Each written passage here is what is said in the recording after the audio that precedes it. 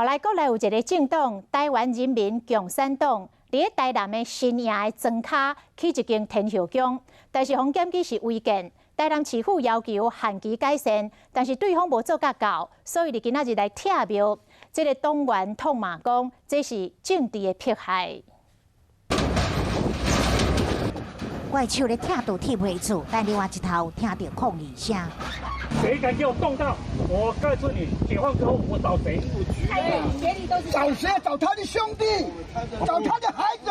被听到的是台湾人民共产党的天后宫，因为无申请建筑的执照，如果起伫这农业用地被人举报，市府因此要求限期改善，恢复原状。不过已经到我最后期限啦，依然无看到改善，因此会知影大动作直接拆除。行动啊，先带领这个施工区域，让我们在施工的时候有一个安全的区域。